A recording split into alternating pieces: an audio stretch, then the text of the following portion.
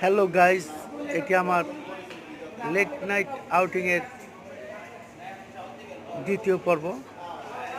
আপনারা আগের পর্বে দেখেছিলেন আমি উঠেছিলাম মানে আমার কিনা দামে থেকে বেশি কম বুঝান।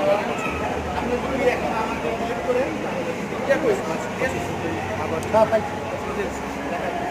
আমার সাথে crab এবং আমি তো কই তুই পাঙ্গাসের ভর্তা, এক ধরনের ভর্তা, সেটি আমরা খাই। দামাদামি করে আমরা দাম দর করে নিচ্ছিলাম ইলিশ। এখানে একটি কথা মনে রাখবেন, যারাই মাওয়া যাবেন দাম দর করে নেওয়া ভালো। যতটা দাম দর করে জিততে পারবেন সেটাই আপনারই। ওরা অনেক দাম বেশি চায়, দেখছেন মাছ পরিষ্কার করছে, ক্র্যাব আছে এবং শেষে আমরা খাওয়া দাওয়া করে চলে আসলাম সেই মাওয়া ঘাট থেকে। ধন্যবাদ সবাইকে পাশে থাকার জন্য।